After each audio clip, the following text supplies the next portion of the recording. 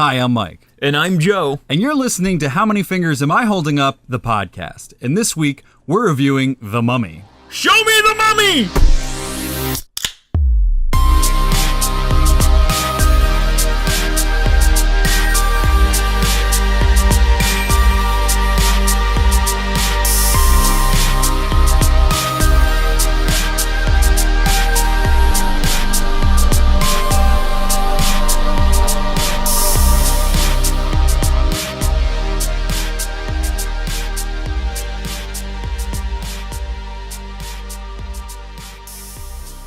Welcome to How Many Fingers Am I Holding Up? Featuring two guys getting tickled in all the wrong ways and reviewing movies in a weekly podcast form. And who was that synonym from? I don't know. None other than Nick Aucello. What's that mean? What a comic genius.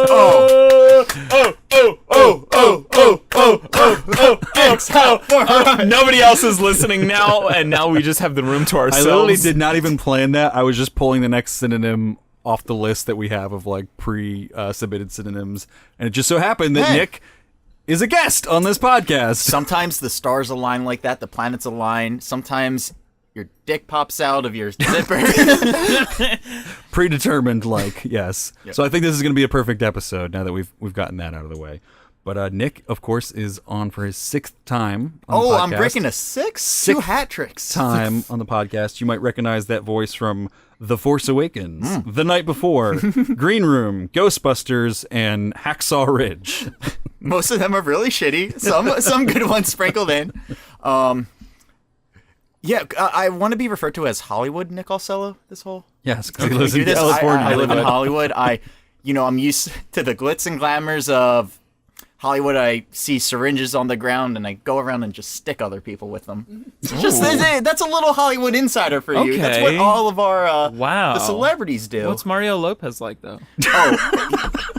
He's tragic. Mario Lopez! I can't tell who he is. And that was Kevin talking off mic, as we specifically asked instructed him not to do.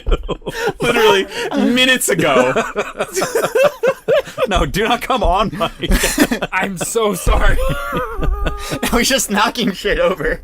This is going to be an episode. Before we get into it, Nick, drop some links for where the people we're doing can the find plugs. you. Well, you can find me on... Open up the plug bag.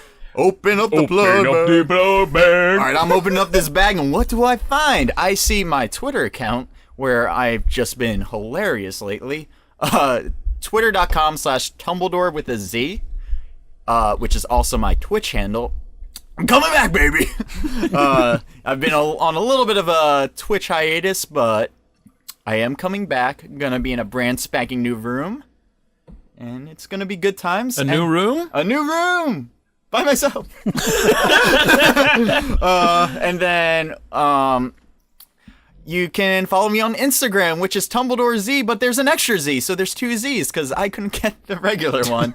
I post selfies. This is gonna happen. This is just not staying out. Oh, you Twist it around. just give it a few rubs. Yeah. It's too flaccid. You gotta speak to it. Not what I meant. Not what I meant. It's working. It's working. It's like a screw. You got to screw it. Mine's fine. Mine's great. Right. You guys see this. Perfect. Not the people listening in. Perfect, baby. If you're watching on video, you can understand the comedic humor and can appreciate. It was a regular Marx Brothers. Kind of, yeah. Well, I don't want to speak too highly about myself. I was thinking like Three Stooges and yeah. Lowbrow. Yes. Overrated. None of them are alive. Let's drink some beer. Yeah, let's do it. Because we need more of that. Mike, what did you get for us? Apparently, I got Lawnmower Lager from Caldera Brewing Company in Oregon. Oregon brewed. Oregon brewed. Oh, West Coast. Yes. Like me. So I have never had this or anything from this brewery before. Tastes pretty plain. Yeah, it's a very neutral beer. It's just a lager for when you're mowing the lawn with your son, with your shirts off. It tastes like wrestling around. Maybe taking your pants off. It tastes too. like if maybe you took like a broom to a room and then you like poured it into a beer. This is what it would taste like. Have you done that before? Yeah. Oh. It's called broom beer. Broom beer. Broom beer. Yeah, it's not It great. sounds like something like Joseph Fritz would give his like torture dungeon children. The price makes a lot more sense now. This was the cheapest beer that I hadn't had before. It's I don't drink a huge variety of beer. I have no standards when it comes to beer. So this is. I was like, oh, this is a pretty good beer. This it'll seems get the like job done. it looks expensive because I don't recognize it. Kevin, get me another broom beer. No, I'm gonna get you one of mine. Kevin, I don't want that. Get you one of mine. Kevin, Yeah, it's happening. this is serious podcast business. I'm not going to drink that. I'm just going to pour it on Caitlin's floor. Hey, shouts to Caitlin Burns. She's letting us. This is our residency. These 2 weeks. Yes, you'll see us here this week and the next week in our review of It Comes at Night with her brother, Connor Burns. But a little behind the scenes, they don't film over the course of 2 weeks. They just do it all thank in you. one night. Somebody listen. Little insider magic from Insider, Hollywood Nick. yeah, Hollywood Nick Aucello with the insider magic. Turned it down. That happened. Why did you keep that back? That's the one with the. It has like dirt in it. Oh, so you're picking and choosing? it's- Oh, my lawnmower They- beer has dirt in it. They swept the This is room what and you're they put signing the up dirt for. on top. I want the dirt in the beer, not on the beer. This is a great episode so far. Yeah, we've been talking about the Mummy at length. Never had a brother. Talking Thank you, Con exclusively. Dog. Still dirt on this, but I'll take There's it. dirt on I'm all just of them. kidding. I'm kidding. I'm kidding. It was You're out on the gonna lawn. drink He dirt. was mowing the lawn while he brewed these. There's a tornado in the background. Yep. Him and his son were wrestling around getting like pieces of newly cut grass all over their sweaty bodies. It was hot. Shouts to Caitlin Burns though. You bay. You may. You bay AF. I don't get that. That sounds urban. Hey, fam, have you guys ever wanted to see us live? Well, now you can. Not after the opening Not of after this episode. This should be the the podcast. Previous to this episode, you wanted to see us live. You can check us out live at the 5th Annual Philadelphia Podcast Festival. We'll be recording live an episode on July 16th at 4 p.m. at Tattooed Mom in Philadelphia. My favorite bar in Philly. Have you been to A Tattooed lot of Mom? people say that. It's great. They don't have. I've never been there. They don't have regular seats. They have like old roller coaster carts and go karts. Seriously? Yeah, and it's 3 floors, all graffiti. I will not be there. I'll be on the West Coast, and I'll be at a Sufjan Stevens concert that night. Ooh, he's playing again? He'll be Yeah. there in heart. And Sufjan will Sufjan also be will be there there in heart. In heart. I'm gonna bring Sufjan over. He's gonna be on. Good, an he'll be on the episode. podcast. Because he enters your heart, and then Nick can project the. Okay. Sidebar, Sufjan's touring, and I didn't hear about this. I don't know if he's touring or just doing a show at Hollywood Forever Cemetery. I'm in LA. We get the celebrities who can just do a show whenever they want. We got the Sufjan, I two. thought you were a Brooklyn boy. He is a Brooklyn boy. He is. Yeah. Mac DeMarco used to be. Now he's out here. Yeah. We're out there. But anyway, we're recording there live. Like I said, July 16th, 4 p.m. at Tattooed Mom in Philadelphia. Come out. The festival's going on like all week, but that day specifically, July 16th, I think it starts at 12 or 1 maybe at Tattooed Mom. There's like 7 different podcast recordings. So come out early, check out some other podcasts, drink some brews, hang out with us. We'll have merch there you can purchase, and you can get drunk with us. And then we're going to do more of like a live participatory episode. We don't have a specific movie that we're reviewing that day. So just come, raise your hand, talk with us, hang out, and we'll discuss all the movies that come up as they come up. If you've ever wanted to be on an episode of How Many Fingers, This is the easiest yes, way. you can come up on stage and talk about your favorite movie, and we'll trash it for you. Is it going to be video recorded? Yeah. We'll try. We're gonna try. As long as the GoPro lasts without power. Sabre will be in the audience being like, It'll be on the whole time. Snapchat stories, I'm sure. But check that out. That's really exciting. So we're really excited for that, and excited to meet some fans in person. But let's get into The Mummy. Oh. I'll read the IMDb description, and then Joe will give you show notes. Jeanette. An ancient princess is awakened from her crypt beneath the desert, bringing with her malevolence grown over millennia and terrors that defy human comprehension. Sort of. I guess. Terror is Yeah, really... that's No mention of Tom Cruise. pretty wordy. Yeah. So The Mummy was directed by Alex Kurtzman. This is the first movie explicitly branded as part of Universal's Dark Universe. I think we all so saw dark. that. The first movie was supposed to be the Dracula one, but Yeah. they were like, no, let's just cut this. Which Yeah, wait, which it's just Dracula one? Sexy Dracula. Sexy Dracula. With knights and That's what it's stuff. called? Yeah, With it's called knights and Sexy. stuff. Yeah, Yeah. that's just the title. Dracula No, I with think it's knights and Dracula Untold or something. Oh. It was really bad. I I didn't say see oh, it. but I didn't hear of that name Got like ever. a 14 on Rotten It Tomatoes. was like literally that's why it wasn't the first addition to the Dark Universe, because you haven't heard of it. Oh, they didn't want to start it off with a bad movie. So they started it off with a bad movie. But the Dark Universe is like kind of like an interesting concept. Like I kind of knew of it, and then I was like, oh, they're really going all in. Like when I saw like the Universal like emblem kind of turn around and be like, oh, this is a dark side of the Yo, this is a dark side of the Universal, man. To me, that's where the movie dark. peaks. That's literally when I walked in. And side note, I walked in after the lights had like gone out for the movie to start, and walked straight into seats rather than like I went to go into the aisle and walked into the seats and tripped over them. Into them. No. Good. It was very good, and very embarrassing. Great start to and a great movie. The perfect way to start this movie, to be I out honest. loud said, "God damn, Jesus fuck."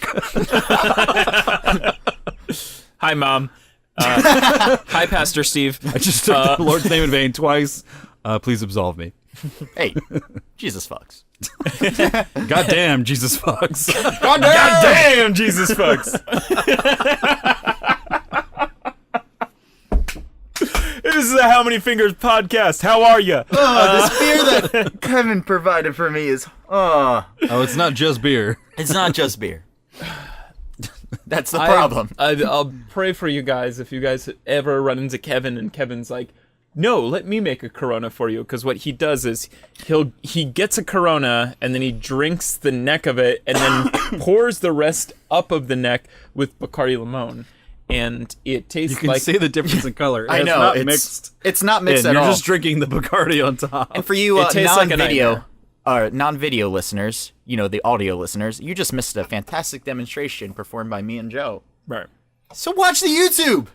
Well, a lot of our listeners are actually migrating toward YouTube. Yeah. This is gonna be Why? YouTube I don't first. know. Because we talk about it every Yes. episode. But yeah, no, the Dark Universe, because Universal doesn't have characters that people like yet. They have characters that people liked in the 1950s. But there's a decent pedigree going into this movie. Tom Cruise, who literally rarely makes bad movies. No, never. Yeah. And then Alex Kurtzman, who directed the film. He has written some really awesome action movies. He created the TV show Fringe. He's Thought it wrote was for Friends. what? You were gonna say Friends. Jennifer Aniston and David Schwimmer and yeah, and a bunch of other guys who don't have careers. Yeah. But they're all rich as fuck. So does it like Courtney Cox has a We're funny all name. still Let's watching get over Friends it. on Netflix and giving them residuals. yes, and he wrote. I know him and his writing partner did all the Star Treks or the first two Star Treks, the J.J. Abrams Star Treks. His writing partner for this, or He also did. I think his writing partner was part of this. Amazing Spider-Man too, right? He was at one point attached to do Venom, but he got kicked out probably because he He's- made the Mummy. He's written and produced a fuck ton. But director-wise, he's only directed one other movie, and it was called People Like Us, and it was just like an indie movie. So this is kind of his directorial debut. Oh, poor guy. Yeah. And, yeah, I don't know. He also did, like, Mission Impossible 3. I don't know. as a writer, or Really? Yeah, as a writer. Okay. Like, he was Did he write this one?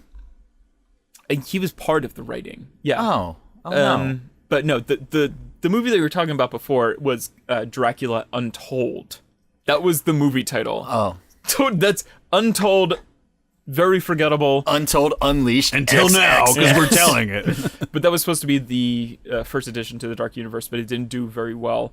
Let me just go over some like really other just dumb. I mean, So wait, did it released in theaters as a Dark Universe movie, and then they were just kind of like, forget about that? I don't know. yeah, I don't know if well, it, that Or was did the they plan to test be the screen it, first and they one. were like, oh, this is not good. It's not a Dark Universe anymore. yeah, I really don't know if it had like this opening, but I think they wanted to kick off the Dark It Universe. didn't have the with that, opening yeah. yet, but that was in their plan. That was supposed to be What the year first was one. Like 2 years ago. But This film was written by David Koepp, who is that? I think that's his writing partner, Christopher McQuarrie and Dylan Kussman. The old with the Kussman. story by Kurtzman. By Kurtzman. Oh, he's the director. Kurtzman and Kussman. And then there's John. Oh, who would guess that there were multiple writers on this movie? Yeah, seriously. Literally, John Spates and Jenny Lumet also were a part of the story writing. The more writers you there's get, the better the So movie. many people involved in this. The Wikipedia says it's a reboot of the Mummy franchise, which I disagree with. I do not agree with that. I think The Brendan Fraser Mummy franchise? yes, yeah. I Was don't, that supposed to be? Because I thought this was supposed to be Universal this Monsters. isn't. Yeah, I don't. I literally think Wikipedia is incorrect because I don't. I think they've jokingly put out articles where they're like, yeah, like Brendan Fraser is canon or something, you know. But I wish. I literally do not think. I That think Brendan this is Fraser is attached to Universal Monsters, or like that would Should be be. that would be like saying like, oh yeah, like the Christopher Nolan like Batman movies are like a part of like the Ben Affleck and you know like BVS or something. Like, you know, it's so separate now. But anyway, the film stars Tom Cruise, Annabelle Wallis, Sophia Botella, Jake Johnson, Courtney B. Vance, Marwan Kanzari, and Russell Crowe. I have a lot of opinions on Russell Crowe's character. But those are the basic Joe notes that I'm just reading off the Wikipedia page. I want to jump right back into the Dark Universe, just because it's like such an interesting thing. It's like the Dark Universe kind of feels like greedy. Like Universal already like they want that fucking Marvel money. Yeah. But they already have like the Fast and Furious franchise, which feels like a universe. Do they have and Jurassic Park too? it's a fucking like that's a fucking cash cow. I don't know if they. I think They doesn't definitely had Disney the old have? one. No, that Okay. wasn't. I think- know I the think- old one had the Universal ball. I'm not I sure doubt if they they still. sold Jurassic Park. So they still have Jurassic Park. Probably. But I don't know. Dark Universe is highly presumptuous. Like they're already naming it. They have like this intro. They've already got the entire thing cast with A-list actors. Yeah. Have you guys seen like that photo shoot of like everybody that's involved? It's like Benicio del Toro is fucking Frankenstein and Johnny Depp is the Invisible Man. Oh. And it's like it's literally like A-list, A-list, A-list, A-list. They have Wasn't this whole Benicio thing del planned Toro out. He was the already the Wolfman. Wolfman? Yeah. Yes, yeah. No, but again, That was also this is a bad movie. I mean, but this is also like there were other superhero movies before like the Marvel Universe or DC Universe started, and it's just kind of like they have this like it's very presumptuous. Like they have this whole thing already planned out. There's literally like a photo shoot of the 8 of them, like kind of like all standing there in like tuxes or whatever, like really nicely dressed, and I'm sure they've been paid a shit ton of money.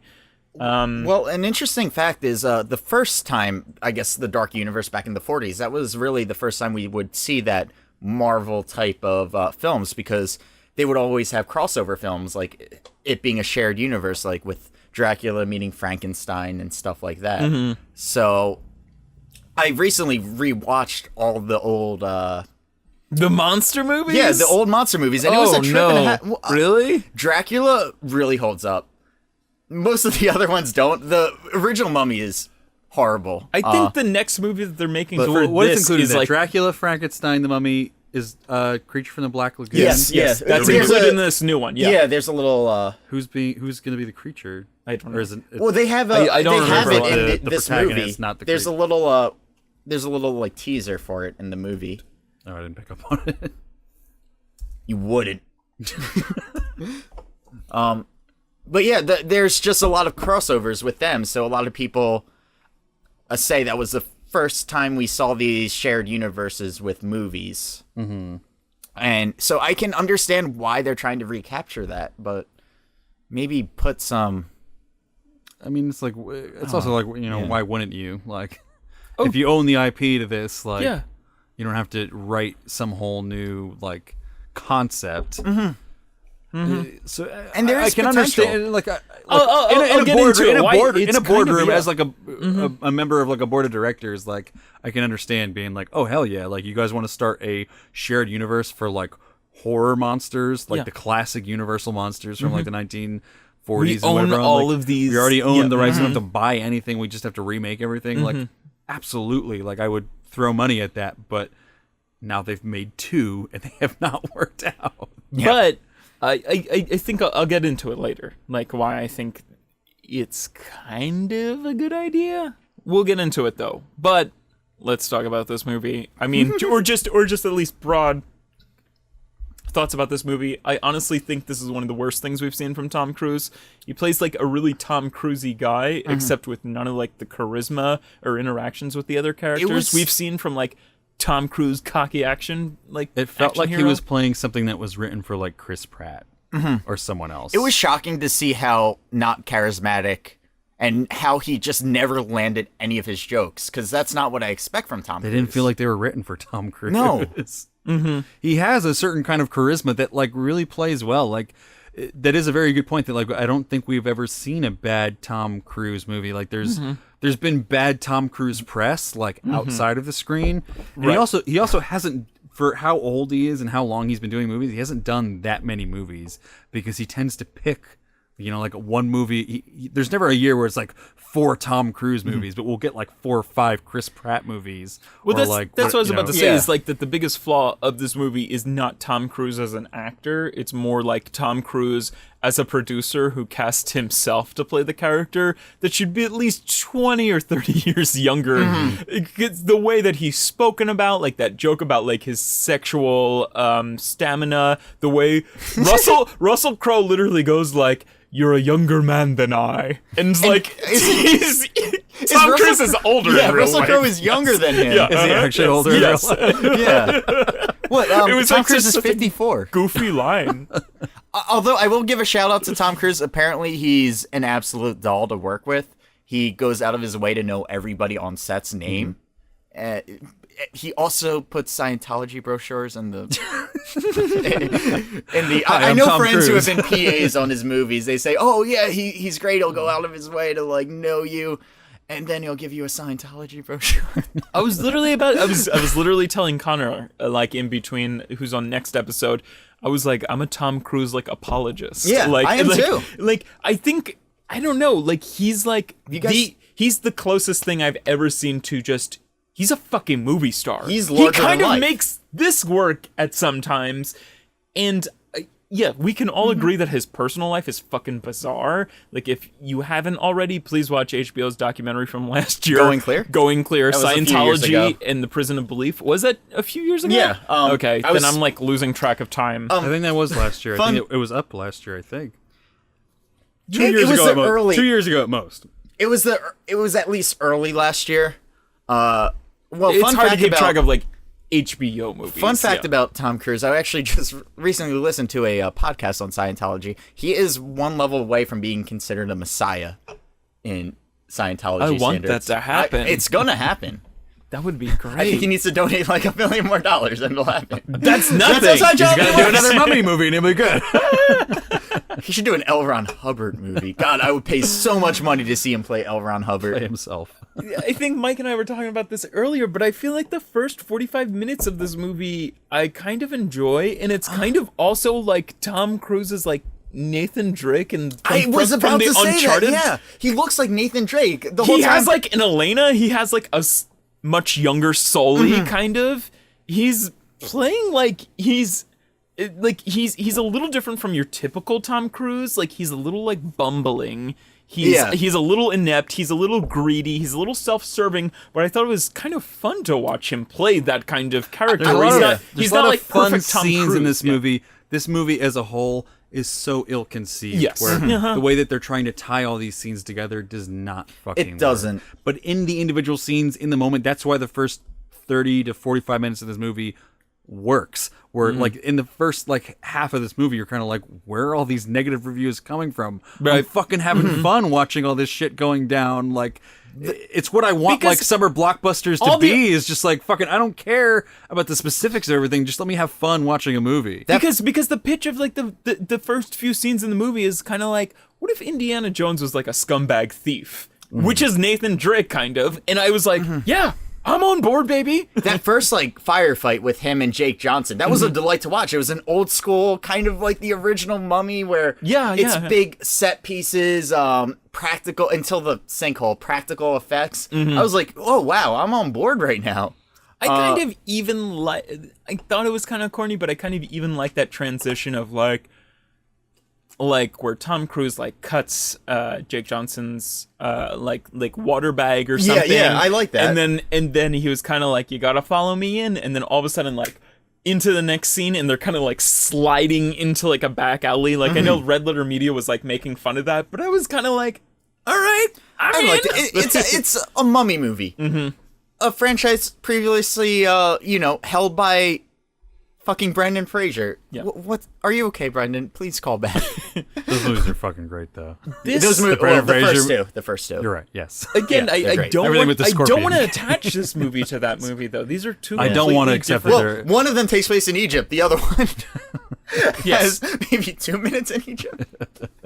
But this film really tries to be like horror, action, and fantasy, which was kind of weird because like that's like a big complaint for people. But I honestly think that the horror isn't horror-y. No, Like, it's not scary. It's supposed like I don't think the horror is supposed to be like scary kind of. A lot like, of times when it's I- trying I- to be scary, it's I almost think it's supposed funny. to be like superhero-y, like which Yeah. is the franchise that they're trying to make. But you know? one thing I will give credit, I thought they abandoned this very early, but I thought the Mummy's original movements was very creepy and very unique to the Mummy franchise. Like she was walking like a dead person would walk, kind of stiff and like in this movie or crawling. another movie or This movie. okay, Yeah. I was very when she first came to life and was like getting those cups. I think I'm jumping way ahead of where we are at right Doesn't now, matter. but Whatever. There's no spoilers for She this movie. sucked enough dead bodies off to. she did not Be able to move sexually properly. assault her way into getting a regular. Oh, She's like Rita body. Repulsa, like the hobo collecting gold from people. And the Power Rangers. was movie. Power Rangers somehow a even worse movie than this? So many people said it was a good movie, and I just don't want to see it. Who said Power Rangers is a good movie? It has good. It could have been a good movie. This is our review of Power Rangers. Going back to let's just go back to the beginning for a bit, just because I'm very conflicted about the beginning. I think the first like half an hour to 45 minutes I enjoy as a whole, but there's some parts that I'm also still like, oh, that's why this is a bad movie as a whole. The fact that it starts with fucking like Russell Crowe narrating this. Yeah. Oh God, yeah. Again, Yeah. I'll always It's bring the this. But only they don't, part that- But they don't even fucking bookend it in this movie. They don't even do like beginning and ending. They just start it with Russell Crowe narrating, and it's like, Because they didn't know how to fucking start this movie. who the fuck is he talking to? And it's like, I feel like there's a way to do, because the visuals of the flashbacks themselves are actually really fucking I cool. got- yeah, I was into Of, the movie at that point, Aminette, yeah. But just the fact that Russell Crowe is just talking to nobody at that point. I have a huge problem with that flashback that I took notes throughout this whole movie because it was the most interesting thing I was doing. She makes a pact with Set to get a knife that she couldn't have just Well, I acquired think a knife she's, to kill she's her. defying death by making a. That's why how she's So able she to just become a didn't mummy and want come to. back. Why would she do? Why couldn't she just murder her? Family. Oh, why did she make the original? I mean, I think Yeah. it's more of like an immortality thing. That's the best I can come up with. I don't know. They didn't say that. It looked like, oh, please, Set. Which Set was really cool. in I it. fucking Yeah. love the visuals. That of was Set, how really cool scene. The fact that they kept him off and kind of obscured, and you just see like this like crooked like hand. I like, was handing hoping her that the that knife. was what she was gonna be this whole movie. But she does this whole ritual, and oh no, she has two pupils. Way too scary for me. I love how that's how like there's later in the movie where like Tom Cruise. Yeah, that's, the like, eye fight. That's how you like distinguish like mummy. That's who's a mum- mummy. That's the undead. They have 4 eyes. Yeah. But You what get happened? two pupils when you're undead. But let's break down that scene. What happened in that scene? All she got was a knife. She didn't need to make a pact with Set to get a knife to murder her father while he was asleep. And What is like the her- rupee on the baby. end though? What is the there A isn't plot device. yes no it's a MacGuffin kind of like MacGuffin, yeah. But yeah I think it was. It has to be. It has to be something about immortality, and if she's not going to get because when you're a pharaoh or whatever of Egypt, you are considered a god. So I think she's yearning for even though she's going to kill everyone, she's not going to be the ruler of everyone. She wants something higher than that to kind of be over them. That's a stretch. That's me trying to justify this That's not expressed in the movie. That's You're putting me- more work than the writers Look, do. Yes. Yeah. I'm not Yes. clear on Egyptian hierarchy. I know they've been through a bunch of kingdoms, but I thought they were one of the few civilizations where daughters could inherit the throne. We had a lot of powerful female pharaohs. Cleopatra, who was Cleopatra. actually Cleopatra was Greek. I feel I see her portrayed as an African American a lot. She was from a Greek family that took over Egypt. I just need to clear that up. But yeah, but I thought the hierarchy of Egypt was that no matter what, it would just go to the oldest child. But they went through the Egypt dynasty lasted for a very long time. Mm-hmm. So I'm sure the old kingdom, new kingdom, they probably had different roles when it comes to pharaohs. But I mean, they open the movie with like news reports, don't they? Yeah. It goes news reports. Crusaders. Because it opens with they find the tomb In with all the London. Crusaders. Then it's news reports. And then Russell Crowe starts narrating after we see his character. Right. But it's like, is he just talking to that guy right there? Because it doesn't sound like he's talking to him. Because it's like ADR. He's not moving. It's his clearly mouth. in a booth recorded. It's a narration. Again, and that's like, And then we have the whole flashback sequence. And like, even that stuff I'm fine with. But then we go back to, this is the problem. Like all of these scenes individually, there's not really anything wrong with them. Like the Russell Crowe finding the Crusaders, that's fine. The flashback setup sequence, that's all fine. But then we go to like Tom Cruise and Jake Johnson. That's fine in a vacuum, but it's so out of touch with what we just had in those first two scenes.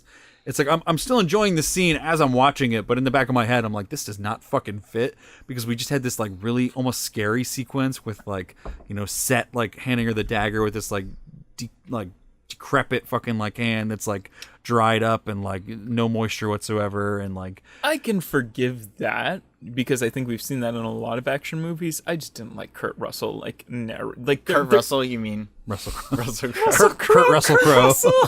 He just gave Kurt a great Russell Crowe. performance in Guardians, and you're gonna sully his name by connecting him to this movie? Russell Crowe. I just Are you not entertained? I don't think that there had to be a better way to like instead of him walking in and then they're like also like he's also going to be exposition man in like narration like And it was weird for him to be I don't know. It was just I felt like Tom Cruise. He did make me laugh, and a lot of the scenes he was in was funny, but it was like as the protagonist, I never felt like I cared for him. I never felt scared when he was in danger because he was always just like slinging punchlines all the time, and not even like I think the closest comparison in terms of the way it's been done right is the Mummy movie, the Brendan Fraser one, where it was established pretty early on that his character was just the type to make jokes. So even when really scary shit would show up, like the Mummy would like shriek at him and he would be like, ah! And he would like shriek. And it was like, it was both blending together very well, I thought. I really or wanna like a watch Mummy this would show up movie. and he would say some kind of like punchline about like, you're fucking dead. I don't know what punchlines Brendan He didn't say Fraser. fuck. He said something. He would give punchlines that was like making fun of the appearance of the mummies, like in The Mummy, because that was his character. Whereas like I felt like Tom Cruise in this had the character of being like an irreverent, or was trying to be an irreverent kind of protagonist, but it never really blended the two, where like it would just be like he'd be throwing punchlines and then like a serious stuff would happen and you're kind of like, oh, okay, like now it's just him doing serious stuff. And it didn't really felt like it worked nearly or even half as well as like it did in the original Mummy with I also Brendan. got really yeah. confused because Jake Johnson's name in New Girl is Nick, and then Tom Cruise's name. Nick. and then Tom Cruise's name Yeah, Nick. New- And New I Girl say is Nick. Nick. So many times in this I movie. know, They're I like, was- Nick. What do you think I was going through that Yeah, I time? can't even imagine. Yeah, it's just it's Stop nonstop sullying my Nick. name. And I'm like, why are they calling for Jake Johnson? He's not in this scene. Even though Jake Johnson, Can we talk just about show the up plane wherever. crash? He so he I gets can- cursed and he's exposition man. He's cursed as Oh well, actually, she's coming to. Like, Have you guys seen a brilliant movie called An American Werewolf in London? Mm-hmm. Because which the character, yes, They his character completely is stole a that. total ripoff of that character. Yeah. I was livid when they started doing that. Isn't that part of Universal Monsters? I think it is Universal's, Yeah, but I guess so, they yeah. do it in such a horrible way where that movie's it's a a big horror rip-off, yeah. classic. It's amazing. I think it was the Blues Brothers director who made that. Oh, John Landis made it. Oh, Max's Max's dad. Guys, if Max's you don't dad? know, Max's dad is a director. Kevin, your brother knows him. Don't bring him back in here. But yeah, American Werewolf in London is Another Corona. farts. What is he doing with Connor outside? Only Kevin knows. I had huge problems with that as a huge fan of An American Werewolf in London. Not that I'm someone who's like, oh, I like this movie, you can't touch anything from it or can't get influence It from it. was just a blatant ripoff, yeah. It was a blatant ripoff and executed poorly. Like you said, it's just complete exposition. I do think there are just some straight up fun scenes. Again, they don't all work together as a whole, but in a vacuum, there's some really fun like morsels of like good comedic writing in this. Like I think the scene, and maybe not comedic acting. Again, There's so many fun set pieces on this There- movie, there's too. when It's they great when they fun. introduce the character of Jenny, who I do think as overall is pretty horribly acted by Yes. Oh, horrible. whatever her Terribly. name is. Blonde girl.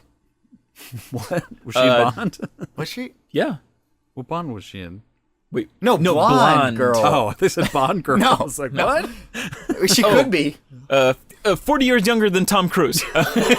You know, Probably, literally, seriously. guys, 50-year-old men actresses or actors, not actresses. Men I'm actors. a 50-year-old man actress. She did look kind of older though. I was almost like kind of. I don't think so. I don't know. How old do you think she is? She looks She's like in she's her late 30s. 30s. She's Still should be she hooking has up to be with at 54-year-old. least 20 years younger than Tom Cruise. Oh, I mean, yeah. Which is like, it's like the Suicide Squad thing again, where it's kind of like, I'm 40 years old, and it's like I'm 18, and it's kind of like, Who? Cara Delevingne and yeah, Joel Kinnaman. yeah, it's just creepy. But the scene where she shows up, excuse me, And she fucking in advance. and she fucking punches like him, and I was like, you son of a bitch, don't take that from Indiana Jones, you didn't deserve that. You're talking But, about how he the- lasted the 15 seconds in the bed. scene, yeah, the scene where they're talking about like how long he lasts in bed, like it's cheesy. It's fucking like, but it works for like a I summer chuckled. blockbuster movie. I was laughing. That's like really good, like classic just humor. I felt like, but it just does not mesh with what the rest of the movie ends up being.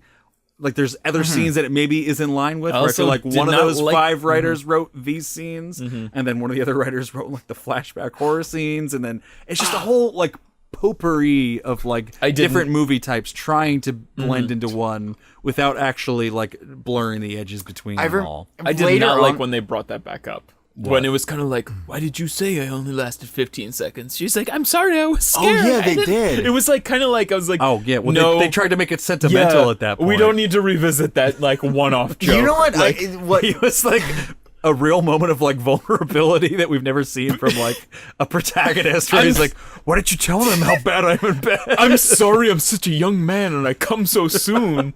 I'm practically a teenager. You gotta forgive Puberty me. is hard. You're the first girl I've ever been with that's 60 years old. My dad didn't teach me how to do sex. I'm sorry. There was a scene that I with them. I guess it was later on where she was like, "Oh, this was like New Dynasty hieroglyphics," and he's like, "What's hieroglyphics? Stop using that archaeological jargon." And I'm like, "What fucking?" But asshole I who like hasn't that he's a taken fucking dummy though too. Yeah. If you've never taken a 6th grade history class, then yes, I can understand why you don't know the term hieroglyphics, but it's not like it's a super He's also a guy scientific- who's like a Tomb Raider grave But he's trying to robbing steal kind of guy. like yeah. artifacts Lara from Croft graves. knows what hieroglyphics are. It doesn't Don't really- sully her name. No, and I mean, doesn't there's no really reason fit. he wouldn't know. Yeah, he's trying to steal It's artifacts part from of his profession. Yeah.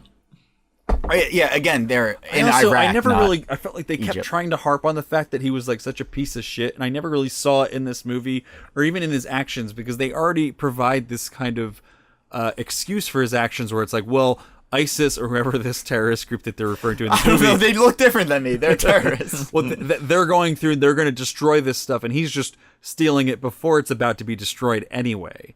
And it's like, that's not really a terribly shitty thing. He's Like, kind it's of a morally s- ambiguous, but in this movie they refer to him as like, you fucking are a fucking piece of shit. You have no moral compass whatsoever. Oh yeah, it's like, Mr. Hard Black Sergeant.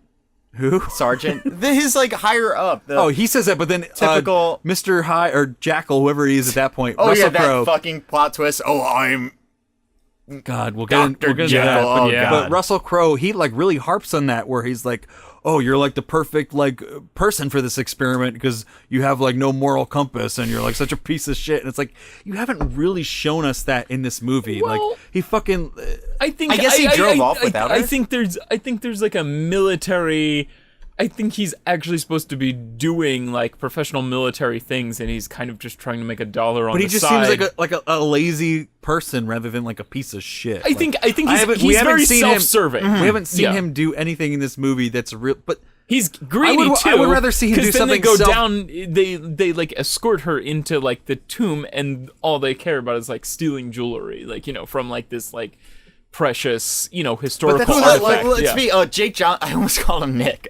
Jake Johnson is way better at stealing jewelry than Tom Cruise. Tom Cruise gets caught the first minute he like reaches for it. He said, "Don't do that. I'm mad." watching you.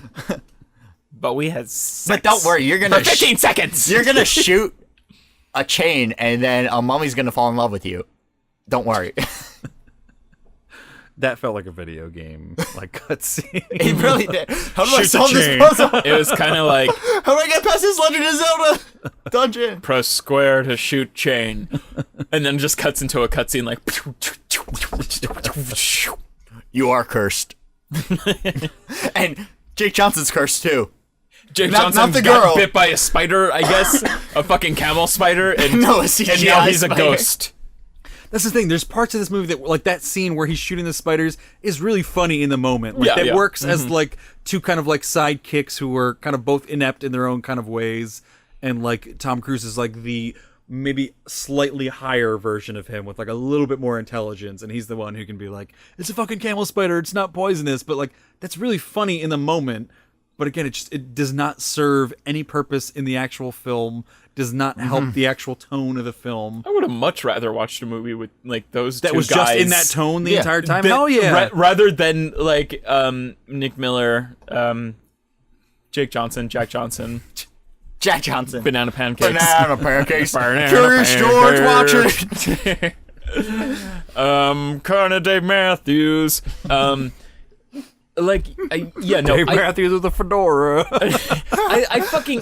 I do. I like hate what his role turns into. It's just so horrible. stupid. And it's such like a waste of kind of talent. I don't know. Yeah. I I like think him. he's a scene stealer. Like in Jurassic World, I thought he had. I forgot he was in Jurassic He also World. he also good. brought down the tone of Jurassic World. I thought because whenever Oh, he's yeah. in it, he's such a great comedic actor that any scene he's in becomes just pure comedy, and it loses any sense of like action adventure kind of comedy. Like when he's in these scenes, he's very funny, and he's not doing anything wrong according to the script that's given to him. It's just poor casting because he's just a funny dude, and like he doesn't get the idea of like, to be funny without like being laugh Seltzer. out loud funny. What is wrong with you? Drinking seltzer on how many fingers am I holding up? Do you know how many seltzers that like for anybody who's concerned with how many They're not always Me? beers that how many, Joe's how many drinking. cans I drink? I'm trying to drown demons and mind your own fucking business. There's some demons in me. I'm trying to drown, and You just bring 'em out with every beer. I think last time we recorded, we did like 3 episodes, and Mike's like, "Jesus, did you drink 12 seltzers?" And I was like, "Yeah," because I'm a super impulsive person, and I'm like, I gotta keep drinking, and I would get alcohol poisoning if I. I wasn't think I'm drinking like the that. seltzers, Like yeah. whenever someone hands me a drink, I have to finish it within a minute. I've or always else- been that person. Like at a restaurant, if somebody pours me water, I was like, I better finish this. And I'm like, and then like 2 seconds later, they come back, and I'm like, yeah, no, I better finish this again. Just like anything that's in front of me, or it's kind of like when you're watching something on TV and you're just like, I'm just gonna have like a quarter bag of this chips, and you're like, I'm eating the whole thing. Like I'm not paying attention. I know I should just- stop, but I'm not. And that's why What were Neighbor we Wars talking became a thing. about? We're talking about Jake Johnson being an awful casting choice for this. Banana pancakes. I feel Jack like there. Johnson. And then I feel like Tom Cruise is awful, also awful. I don't think there casting was a choice for good this. casting choice in this whole movie. Oh yeah. I think potentially, like if you had put like someone like Chris Pratt or someone who can handle like action Chris Pratt would be adventure perfect. while also delivering like comedian type punchlines, because that's what it's written for. It's like it's punchlines that are like, and again, Brendan Fraser is also someone who has done this in the past. Bring Brendan Very well, back. bring Brendan back from the dead. He needs this. Hashtag bring Brendan back. I think he landed a sitcom or something. So Brendan, please call back. We're worried about you. He was such a fucking good comedic actor Oh, in his God. prime. Like fucking Bedazzled. What's the fucking movie? Monkey Bone. Have you ever seen that? No, Yeah. what's the one where he's in the like he's in like a doomsday prepper like cell, and then he comes out and he's dating a girl who's like, shit. what's the movie? It's I forget what that's called, but that was a Yeah. blockbuster movie. It was a of mine. fucking awesome comedy for that Encino time. Man, which I visited the areas that they filmed Encino Man in. I don't know that one. He's the caveman that Okay. George of the that Jungle? Sean Oh, Ashton George of the Jungle, yeah. brings back to life. Brendan Fraser is so good. When I was like working in some office, I had like What these. a beefcake. I had no exactly. Scrubs?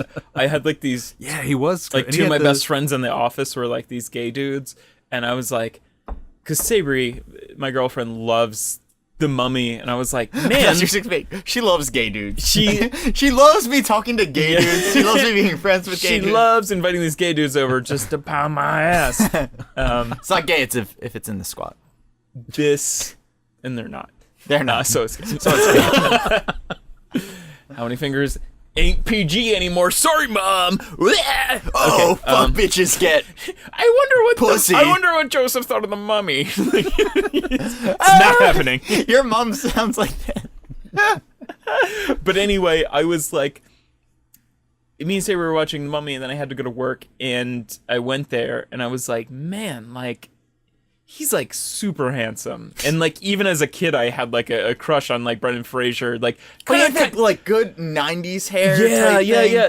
Like kind of the way you would have like a crush on like Han Solo when you're watching Star Wars or something. Yeah. And they're like, no, Like a I want to be this guy crush. right, but also understanding like what an attractive male looks like. You're like, he's Are you hotter coming than my out to dad. us? No. It's the only other man I know. There's a scale of, is he hotter than my dad? Yeah, a lot more. Have you seen your dad? He is hot. That's how you Oh, Mark Hamill? That's how you Mark become Hamill. gay. Is just you have an Look, ugly dad because everyone's hotter than your dad. Yeah. Jake Damn it, am I Johnson's gay because hotter. everyone's hotter than my dad? But no, but then my two gay coworkers were like, no, my sexual awakening was during George of the Jungle, and he's like, no, so was mine, and I was like, oh wow, Brendan Fraser was probably like a lot of like gay dudes' first crushes. He's also in that one We're movie. straight girls. He's in the one movie. Is it The Gardener or whatever it is with what's his face, Magneto? Which Oh, is like yeah, I've McKellen? seen that. Yeah, where he's Gandalf? a gay character with Gandalf. Yes, in that movie. nice. He was also in School Ties, where he was Jewish, because Brendan Fraser looks. I'm not gonna complete this sentence. I'm failing out. Brendan Fraser looks. The black. whole thing about School Ties was they persecuted him because he was Jewish at like a Christian school, and Matt Damon was pissed off at him.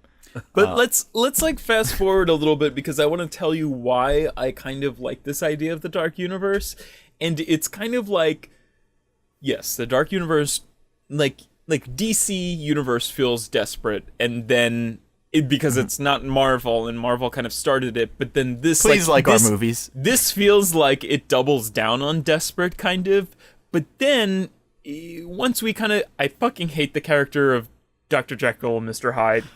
In this, he's one of the worst parts, but The worst part. Definitely. this whole kind of like League of Extraordinary Gentlemen that they're kind of trying to put together, I kind of like it. I hate it. That's the worst part. Wait. I just hold want the on. mummy. But it's kind of like what Alan Moore was doing with the League of Extraordinary Gentlemen.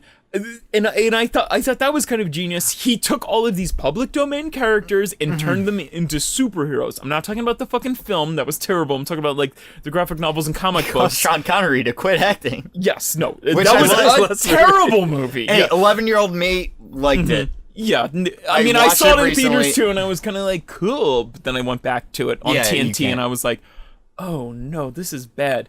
But I think there's a chance to do the League of Extraordinary Gentlemen right, kind of, with this dark Is universe. this actually supposed to be League of Extraordinary Gentlemen? Or? No, I'm just making a comparison of public feels domain exactly characters. like the no, League of yeah, Extraordinary no, Gentlemen. exactly. It did, yeah. Public domain characters that you're pushing into a group who have superhero powers now, kind of, and it's an interesting twist on these mythologies, on all these 1950s classic horror like stories, and I kind of even like the shoehorning of like superhero stuff into the mythology, like they're kind of like Batman cave lab. Like, I don't mind this shit. I don't like Russell Crowe. Go on, hit it. Okay, this has been a common trope in big budget action superhero movies since The Dark Knight. You lock up the evil character, they always catch her or him. In this Right. case, it's a her. Catch him, lock him up. What is she gonna do? She's gonna escape and fuck shit up. They do the same thing that The Dark Yeah. Knight did with the Joker, that fucking Star They Trek also did with end this movie Ba- the same way the Dark Knight Yeah. did. We'll get into that. That is very Yeah, true. yeah. They did it with Khan. In Star Trek. They've done it. It's exhausted. This trope is exhausted. Yeah. And it's like, of course she's gonna escape, but not after Russell Crowe turns black for a little while and attacks him. That was Russell Crowe such a talks in like a whatever that. Oi, Cockney accent. I'm not trying to kill you as I fucking like, right? What is like the Russell Crowe character on like South Park? Because like that's what I thought this sounded like. Am I right? Like it's Yeah. He's Australian in real life, isn't he? Yeah, he's Australian, but they like give the him way that he sounds when he I didn't know his character on South Park. like this is kind of like what he turns into. Yeah, no, it's kind of He's just someone it's who just bizarre. starts throwing, like, whipping phones at people. It's really dumb because like they don't do any visual separation besides the weird CGI that happens. It's only acting. Like I wanted it to be like CG. He like, changes yeah. his Yeah. voice, but like they don't even do like as much to like fucking rough up his Yeah. hair or anything. Like They I make don't know him, why like, they didn't like. purple or He's black, veiny. Like, They could have fucking like they could have had like Dr. Jackal like has his hair back in a ponytail or something. Then when he's Hyde, just some kind of slight visual separation besides the CGI to be like this is Dr. Jekyll and this. He doesn't even undo the button on his suit. He's got not his shirtless. suit fucking buttoned up the entire time he's fighting him. Like they don't do anything to separate Dr. Jekyll and Mr. Hyde in this, which Yeah. is like every like book or like anything you've ever read about Dr. Jekyll and Mr. Hyde is like they're completely separate. They're black and white. That's the whole point of the character is how separate they There's are. no The only difference thing is between just, oi, I'm Mr. Hyde, and then I'm a proper British. oh, proper British, I'm trying to kill you. Oh, I'm not trying to kill you, but I'm gonna beat the shit out of you, fucker. I fuck boy. You see this mummy over here? so let's beat the shit out of each other. This mummy is trying to get your snatch right now, and I'll go fucking He like was this. making like a really bad argument of like let's work together. Oh god, there's so many scenes in this that I don't even know what to point at for the fault in it, but it's just like there's weird repetition either in the script or just the performances Yeah. that I get done. Like the first scene that I think I notice it in is when they're when Russell Crowe like reveals his whole plan, which is like, oh, we're actually going to execute you using like the dagger of Set and whatever. yeah. And like Tom Cruise is like, that's your plan?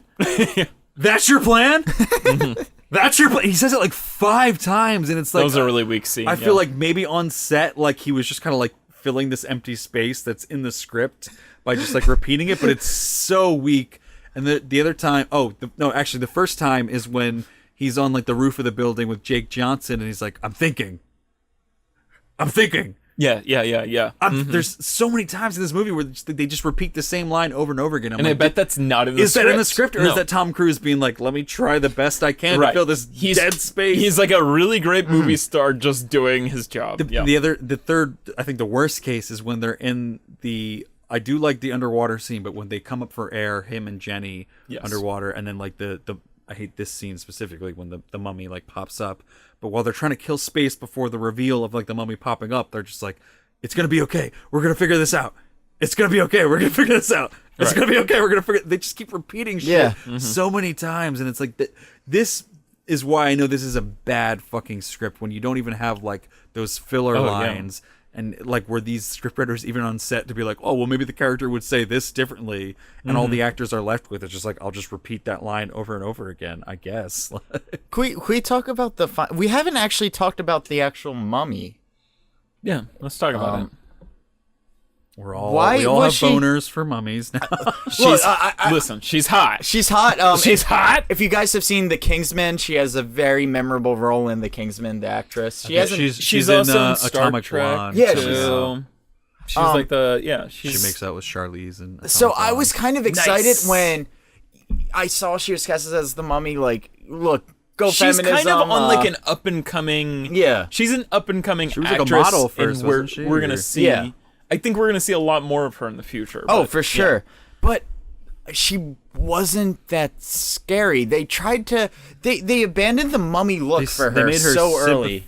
Like even in the script, she's kind of sympathetic to begin with, where you're kind of Why like, oh, was like her father like overlooked her, and like Yeah. she's just looking for like that love for her father again, and now she wants to like do whatever. Like Who she murdered. and she also murdered baby. And a baby, which you see the blood splat and the cry. she gets baby blood on all of her. I was there. I face. heard the screams. But still sympathetic. But still sympathetic. I'm But still into her though. what Like when she does that. what I'm annoys like, me is about this character is It's almost hotter. It's still going on. I'm sorry. We're Like gonna you need to take pause. her home from the bar and she like slits a baby's throat and you're like, yeah, I can still do this. The yeah, wheels I are don't- already set in motion. This isn't a deal breaker. I'm just gonna. You're gonna have to do better than that, my lady. You killed your dad. I didn't know him.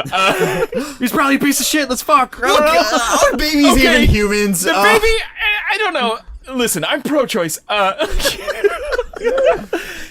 Baby, 9-month it's abortion. fine, It's yeah. hard to raise a baby in this day. Ancient Egypt. That thing was gonna die soon. Probably. Take that rap people off. Hey, look. This is what You my look issue. great.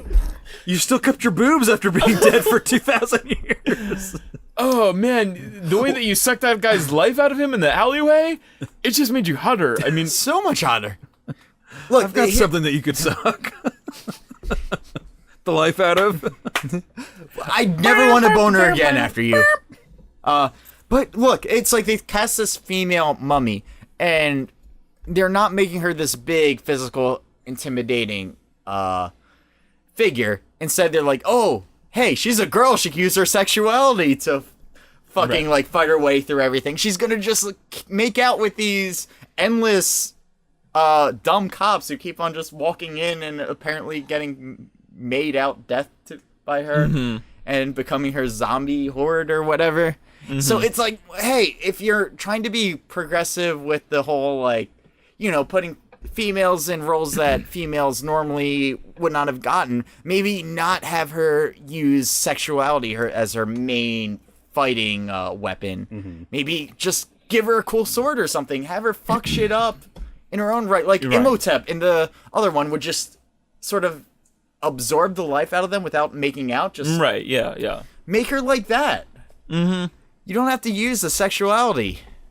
Speaking of sexuality, No sex in movies. Tom Cruise was naked in this movie, and like he was. We didn't see his dick. I'm he, sorry. He was, We he should've. was like a sex symbol at some point, but there's something like awkward about that kind of scene where he's naked, where he feels like he's kind of flexing. Again, if that was Chris Pratt in that role, we'd be like, oh, let me see that dick. But like Tom Cruise now, we're like, I don't care. I think Kevin was just talking about. I didn't see Yeah. that, but like that Red Letter Media was talking about how they had to kind of like CGI him like looking hotter like into that scene. right. I did Yeah. in my notes. I'm like, wow, Tom Cruise looks great, and it does make sense. If Yeah. Keep talking. I gotta use the bathroom. can you grab me a beer on your way back?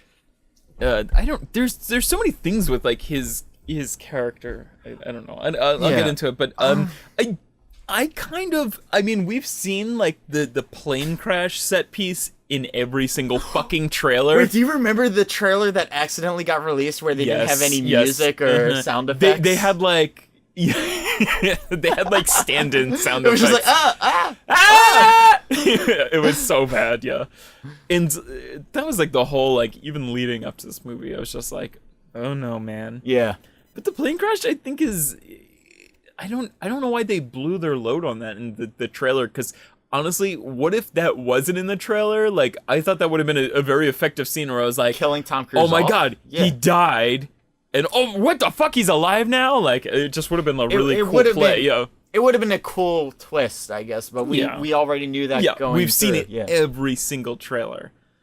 I don't know. It's also kind of cool that there's like very little like CG in that scene because Tom Cruise gets his rocks off by doing like his own stunts. Yeah. Even though he was just kind of like flying outside of an airplane with the most recent Mission Impossible. So like this didn't look as cool. I don't want to do Scientology anymore. How do I get out of Please let me get killed Scientology? Please let me get killed on the set of Mission Impossible 7. I don't want to do this anymore. Go into another parabolic dive. I'm going clear. Put me on the cross, Scientology. Oh, yeah. And I also had issues like that Jake Johnson was like, you shot me 3 times. Well, What you was were that? you were almost stabbing him. Of course he's Yeah, gonna of shoot course. you. I didn't understand that at all either. Because he got bit by a spider, I also which like he doesn't use spiders anymore in the movie. I also don't understand Jake Johnson's character because he's cursed. He's evil, and he becomes like the mouthpiece of this like mummy woman who doesn't talk that much. And then he's also helpful, and he's kind of like, again, he's the exposition guy. Yeah. But he's also like, dude, we gotta like get out of this curse, and I'll tell you how to kind of. He's playing like every side of the room. Like his character's so stupid. Like, I don't know. I just don't understand it. You could have the Jaws beer. I'll take his Jaws beer. But yeah, Mike, what do you think? Like, Mike, wouldn't you agree that?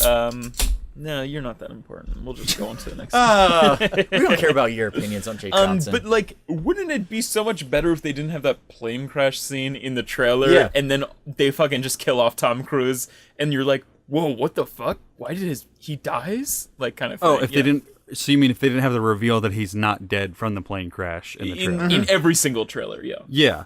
Yeah, I agree. I think I hated that scene in the trailer, but then I really liked the plane I liked crash it. Yeah, scene. yeah. It was in the It's so a really really- cool yeah. set piece. Yeah. They don't really spoil in the trailer, I feel like, or maybe it just doesn't come across in the quick cuts they're doing, but the effect of like people scrambling for like parachutes and stuff in like zero gravity, and like They're doing real like it looks parabolic like dives. it looks like real They are, yeah. zero gravity. It Because, reminded me yeah, of, we're talking about how Tom Cruise gets his rocks off. They by had doing the his whole own like stunts, yeah. spiraling towards the Earth thing, which I remember from what United 52, whatever. 93. 93. Oh Nicolas Cage.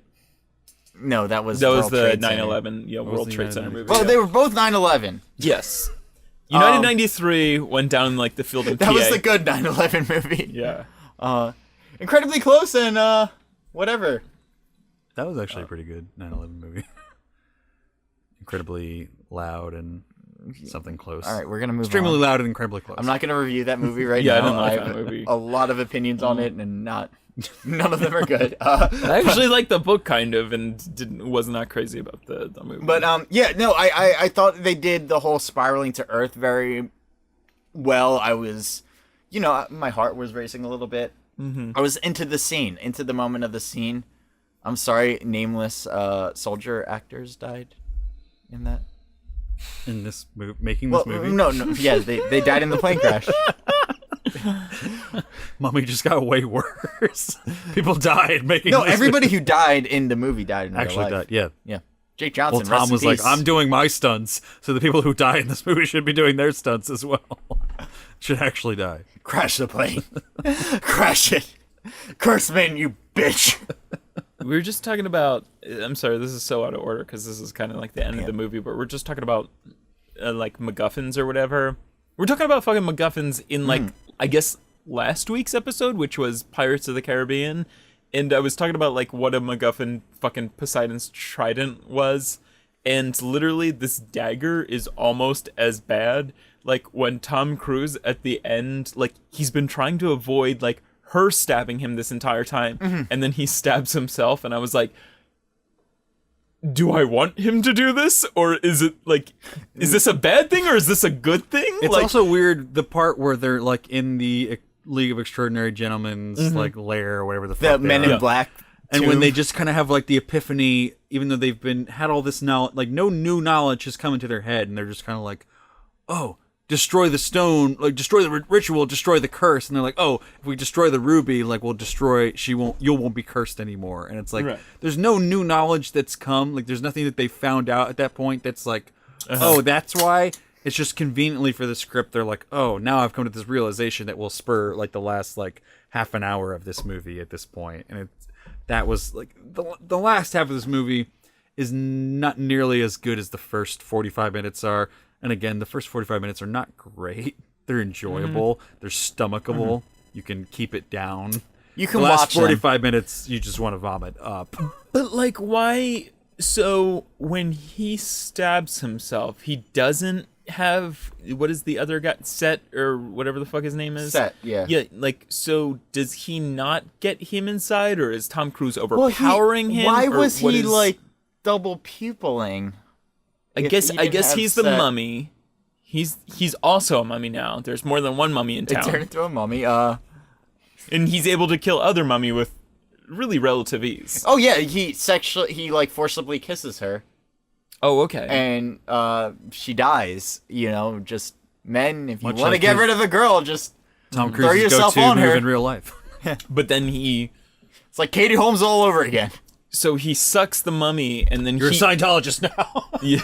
But no, he sucks the mummy, and then he blows the love interest woman, blonde Bond girl, The wife who died. who and he brings her like that was a mummy power. It was just like kind of like it was. They had been kind of establishing that where she was like, you'll have power over death itself. So you kind of Okay, got the idea. right.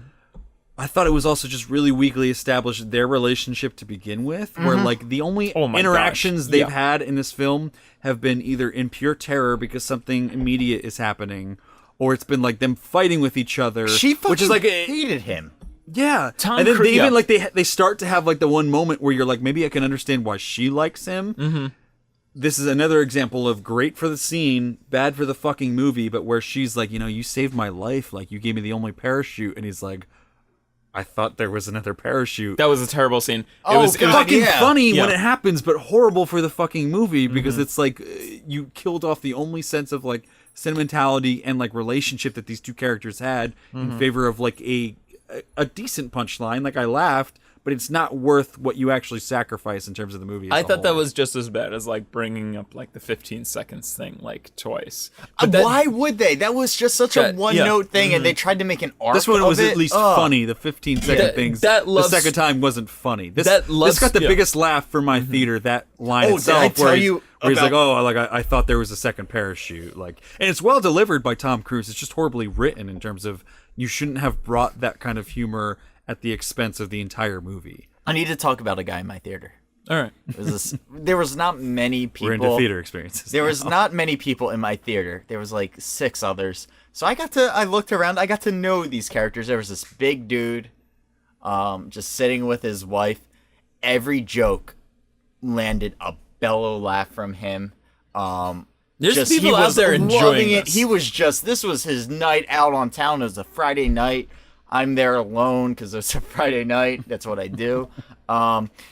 He's laughing at all the stupid punchlines. He's like going like, "Oh man," when like the mummy's like fucking like chasing after him with like a bunch of CGI rats or whatever. And then Tom Cruise like kills the mummy with kissing her or whatever. He's like, "Tom does it again."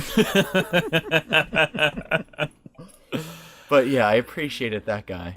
This You wanna- movie is just so tonally inconsistent where I feel like any scene that involves like Aminette didn't have any humor in it. Like there was no like again, I keep going back to the Brendan Fraser the Mummy, whether these are tied or not.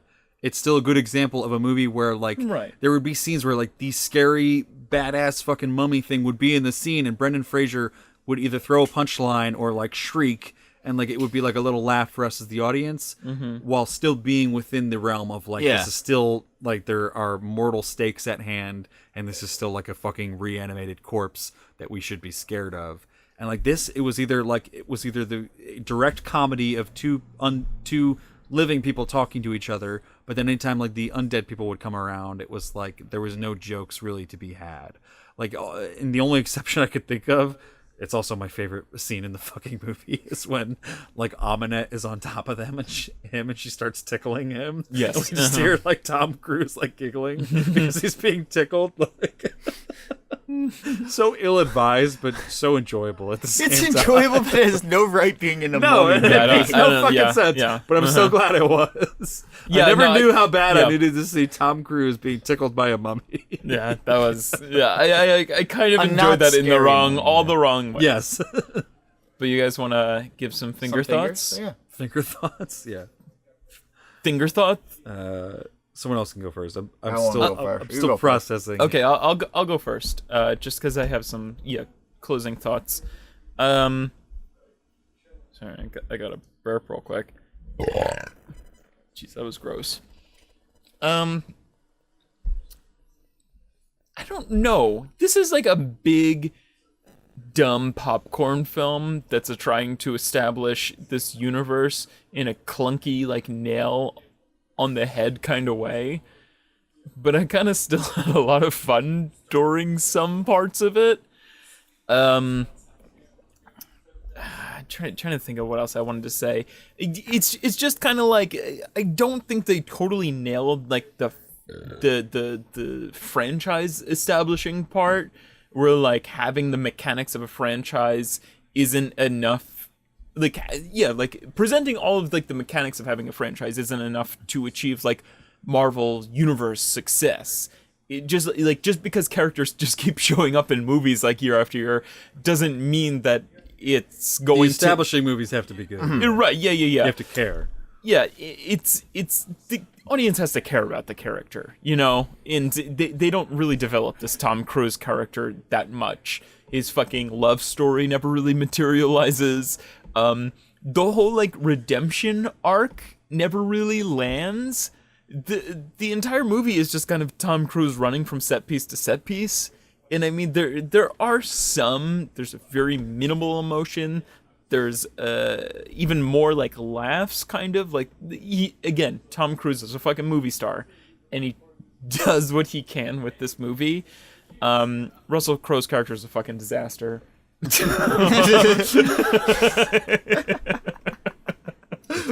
It's really bad.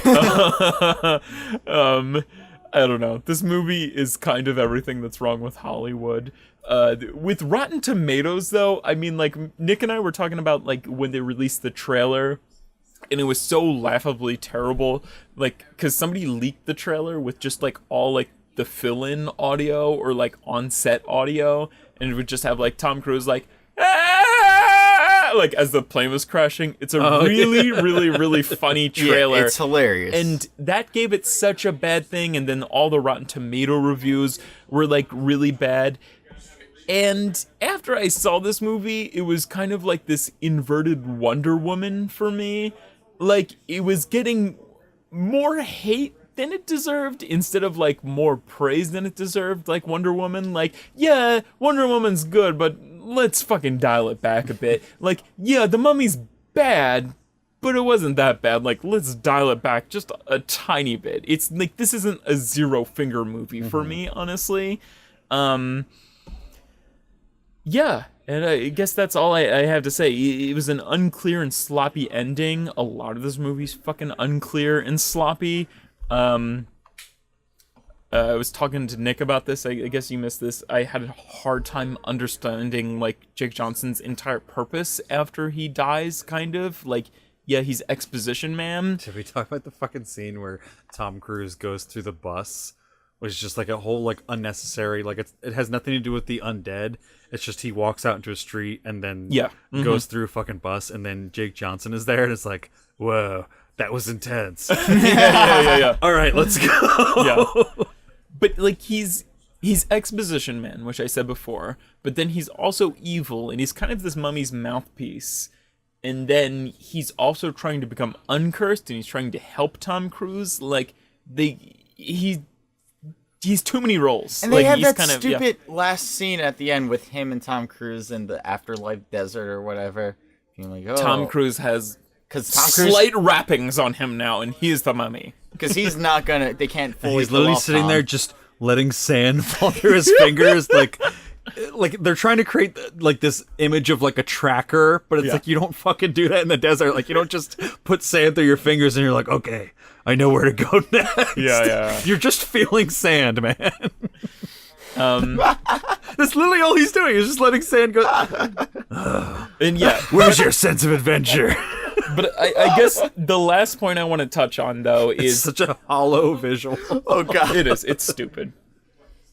I mean, the last point before I give my fingers, and again, I've already touched on this, but the construct of Prodigium, which is the League of Extraordinary Gentlemen in this case, it kind of sets up.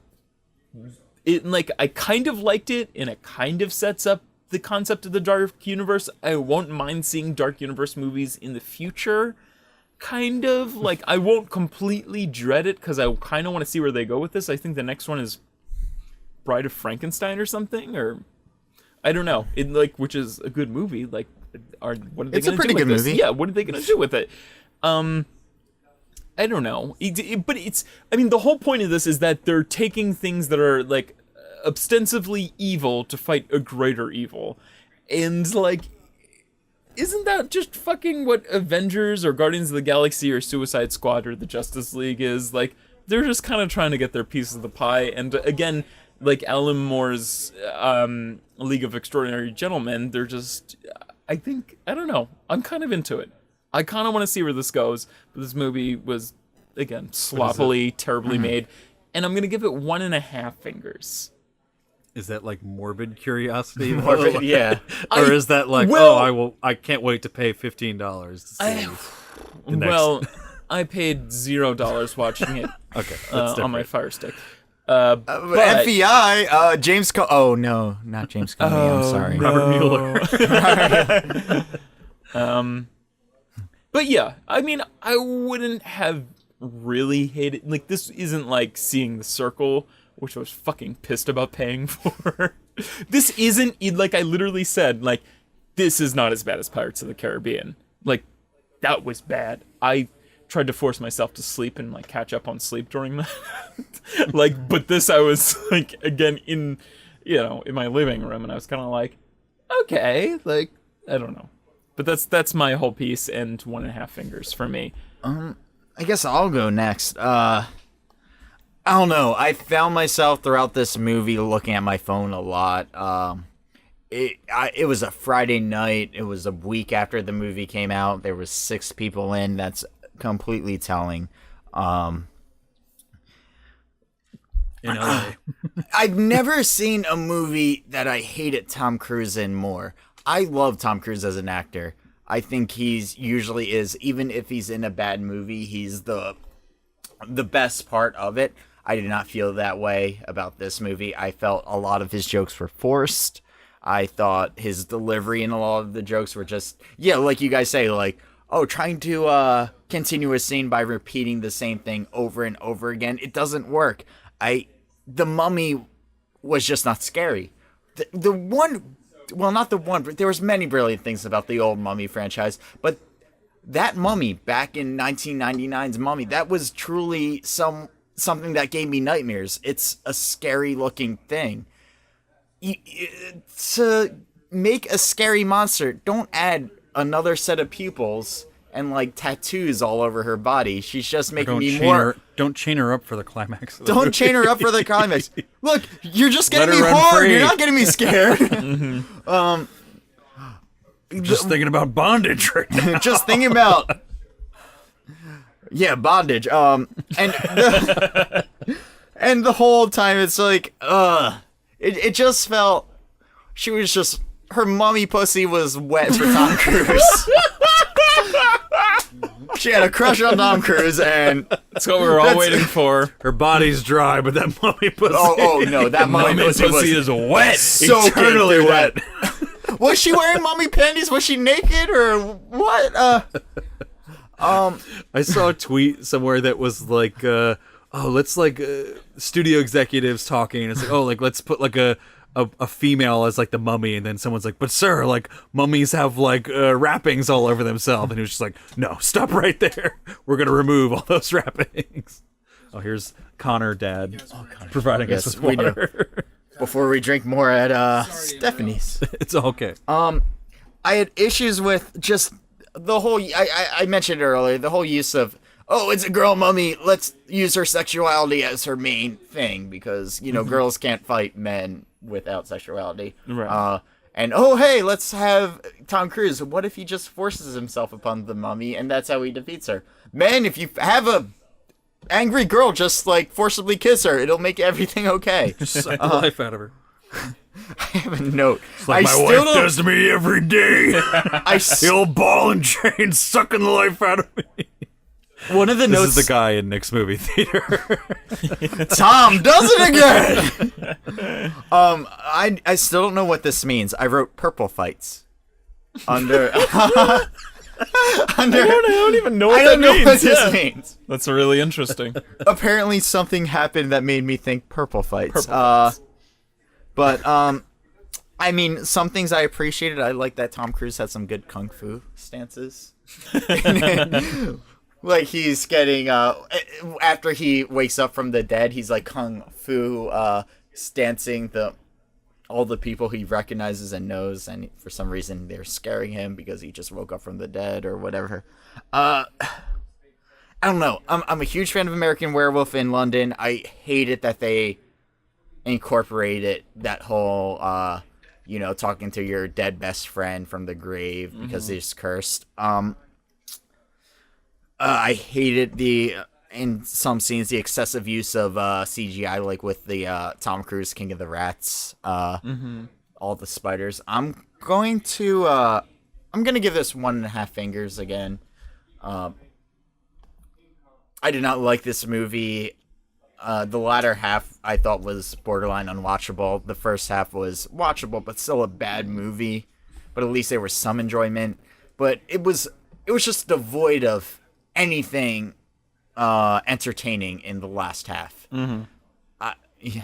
I regretted paying $11 to see this movie, and I requested this movie be the. You picked your poison. I picked this movie. I'm like, wouldn't it be funny if we just all see the Mummy? I think we thought it was going to be worse, and it would be more enjoyable to kind of rip on something, but instead it's like kind of good, which made it even more aggravating. It wasn't bad enough to be hilariously bad where I'm laughing the whole time. Ugh. There are Right. parts that are like that. Yeah. There are some parts, but overall it was more boring than hilariously bad. I think looking at the Rotten Tomatoes reviews, also, let me just read those because we didn't actually even get into that. The Mummy received negative reviews, Really? with criticism aimed at its incoherent narrative and shoehorned plot points setting up the dark universe. On Rotten Tomatoes, the film has an approval rating of 16% based on 195 reviews, with an average rating of 4.3 out of 10. The site's critical consensus reads, lacking the campy fun of the franchise's most recent entries and failing to deliver many monster movie thrills, The Mummy suggests a speedy unraveling for the dark universe. Occasionally, Rotten Tomatoes has really good, summaries. No. It's just like, again, do all those people think this is like a revamp of the Mummy franchise? Even if they're just talking about, the Universal Monsters Mummy, Oh, okay. even... But still, I mean, I don't know. Not a I great just, movie, to I be just, honest. I The just, older one. I don't know. Yeah. The older one is a mummy Yeah. looking in a little well and choking people with his force choke. That's it. I was definitely going into this expecting to hate it more than I did. Mm-hmm. That being said, this is still an awful fucking movie. Right. Yeah. Yeah. And I'm not going to hold back. Yeah. But I just do want to be clear that I do enjoy parts of this, but those parts are undone by the way this movie fucking ends. So it's like there's kind of like a good half or maybe first third of this movie, but the last half or 2/3 of this movie fucking ruin everything that they accomplish in the first half or Right. first third. I think there's a lot of really cool set pieces in this that are really entertaining. Oh, definitely. And that make this one of the more fun blockbuster movies I've seen, like even over a lot of superhero movies. Yeah. Where like I really like the concept of, or the way that they fight the undead in this movie, where like he'll punch a mummy and it'll go through, and then he's using that mummy to like beat another mummy. Like I really like that like Yeah. super dry undead type feeling where anything that you do to them, you're going through them. They're super frail and fragile. I thought that made for some really cool fight sequences, like cooler than a lot of like Marvel fight sequences I've seen, where it's just, I know this is CGI, but this felt more real because it was using props, sort of, so to speak, even though CGI props. And I thought there's like another cool scene is like when they're in the train tunnel for a few seconds, and it's like the train's going by, but then there's like an undead mummy like chasing them in the train tunnel. They did a lot of stuff in this movie to like put the characters in uncomfortable situations with mummies and like make it feel all the more uncomfortable in inventive ways that I thought actually really worked. Like I thought that scene, the scene where he's like running away or swimming away from the undead mummies, like it's very short, but scenes like that I really, really liked, because I was like, imagine fucking being in the fucking water and like mummies are swimming after you. Like you're kind of out of your element. And I thought that was ways that they brought sort of a fresh approach to like the Mummy sort of franchise in that way. They flooded London, right? Yeah, and they did. Yeah. They that's something that I will give to the script, that they did establish that very early on in a kind of like sly way, where they're like, oh, like some of the crypts that they're uncovering have been flooded from when they were digging this like subway tunnel or whatever. Right. So then when they go in there, it makes fucking sense. Like, Right. so that was something that I will give to the script. And then the other only other cool set piece that I thought was like when they're in the van driving away and like the mummies are getting like split in half, and it's like just that concept of like how the mummies kind of survive without the rest of their body was kind of cool, and using the mummies as props, that was all cool. But other than that, and other than a few like pretty cool or pretty funny comical scenes, it's a pretty garbage movie as a whole. Like it has some bright moments in a vacuum, but when you regard the entire movie as a whole, after coming out of it, after spending even just $6 as I did to see the matinee rather than the full price, it's just a bad movie. Like nothing really works towards any like real sense of direction or real purpose in this movie.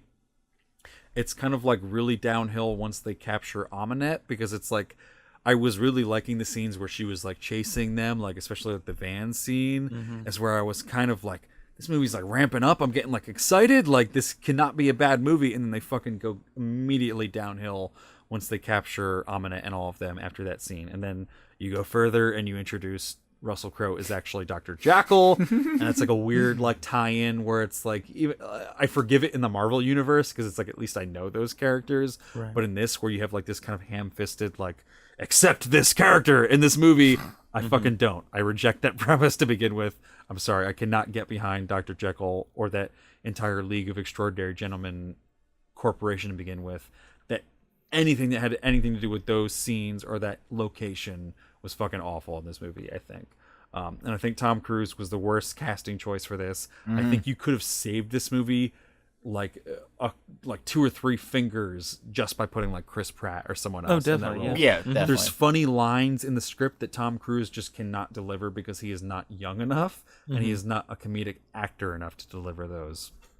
Even though he's a decent actor, they're written for someone else, and it's just, you can tell that he just kind of inserted himself like, oh, I'll play this fucking role that I clearly fucking can't play. And then I think like the like actual ending of this movie is where like the bulk of my complaints lie, and it's where like I don't know what they're fucking going for. Like Tom Cruise is the protagonist, and then he goes to becoming the monster himself, but he's also the protagonist going forward, and then they fucking literally rip off The Dark Knight, where even in the script they have like the Hans Zimmer rip off of like the The Scorpion's bow. and then they're literally doing like, they have this awful fucking dialogue between Dr. Jekyll and the Jenny character. Yeah. I haven't even gotten to fucking how poorly established the relationship between Jenny and Nick is, to the point where I fucking reject the idea that Nick is willing to like kill himself to achieve immortality, but just to save Jenny, Right. this girl who like in the movie we have not seen any evidence of them getting along. They've never like had any like He abandoned him on the car he abandoned her on He the abandoned car her, ride. yeah. And like even like in Wonder Woman, like that was poor chemistry. I thought. I don't think it was very well established, but that was better than this, where they at least had like one or two scenes where they had a conversation.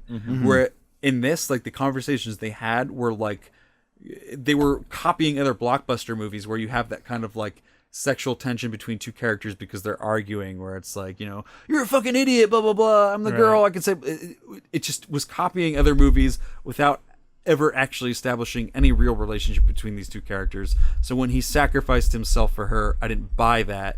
So then I even hated even worse that he is this fucking mummy. How god awful was the scene where he's like in the shadows and he's like, get away from me, I'm not mummy. So god awful. That is where like Tom Cruise can't even like pull off like that part, much less the comedic parts. Like this truly is like the worst film that he's ever picked to be in. And then you go into like the Dark Knight ending where it's like Russell Crowe talking to Jenny and he's like changing course throughout his entire narration, where he's like, he's the most like morally bankrupt person I've ever seen. But maybe he can use his powers for good. But he'll always be tied to the evil. But maybe he'll be trying to figure out a way to like figure out to get away from this like evil that's inside of him. It was just like he's not the hero. The worst Wonder narration I've ever heard written, much less some of the worst narration performed by Russell Crowe and this Jenny character, whoever the actress is for that. In like the worst idea for like an ending scene, and then they try to fucking like ham-fistedly like bookend it by having like, where's your sense of adventure, but it's also like, where the fuck are they going in that scene? Like, They're in the desert. They're feeling sand in the desert and they're just gonna ride off further in the desert. Hey, the sand is less coarse. That means we have to go this way. Yeah, we have to go northwest. This sand feels better than this sand, so we have to go this way. Like if they had just kept with the tone of the first like half an hour, 45 minutes of this movie, this could be honestly like a 2.5 to 3 finger movie, because it's just a good summer blockbuster fare. Don't want to think too much, just going to enjoy like people saying funny things and doing cool things and action sequences. But then they get like just too convoluted in trying to make this a dark universe movie and in having Tom Cruise in it to begin with and all the other shit. So going into this, I expected it to be bad. Then the first 45 minutes surprised me, and then the last 45 minutes completely fucking let me down to the point where I understand all of the criticism. So I'm going to give it 1 finger. I think Pirates is honestly a little bit better than this, just in that it was consistent the entire way through. Pirates was the same kind of crappy blockbuster movie the entire way through. Whereas this tried to aspire a little bit and then went even worse in the last 45 minutes to it's not even considered blockbuster good. It's fucking bad. So I'll give it 1 finger. Sorry, that was a long rant. No, it's fine. No, I was feeling the light of the Lord Mike. I just gotta go pee real bad, and that's fine. That's cool. Like, We'll end this off real quick. So that's gonna come make out my to bladder hurt. Like, that's cool. That's fine. 1.3 repeating. It's gonna round down to 1 finger, aka what I gave it. This guy cheating. thinks he's. This guy thinks he's fingers. I honestly thought. I didn't think that like we would. We gave the high reviews. I thought Nick was gonna be the one finger, and then you were gonna be the one that had. Oh yeah, I don't know. Reverse. But yeah, 1 finger. You know, I'm changing my review. 5 fingers. Best movie ever. Go see it. Go spend your money. That's a Kevin. It's been done before. No. It's been done. That was Kevin on The Big Short. I know. I was there for that. I was watching in person. You saw it live. Oh boy! But if you How did he give that 3 fingers? I'm sorry. What? How did he jump? Is that like you can give it whatever you want, but You can give it whatever you want. There was but- no. The jump was stupid. Yep. Kevin is stupid. He's outside. Good. If you agree or disagree, please hit us up on wherever you're listening: SoundCloud, YouTube, iTunes reviews. If you disagree, I feel bad for you. Go see better movies. Tom Cruise is the actor of our generation. Scientology, I get it. I'm a part of it, baby. Katie Holmes deserved it.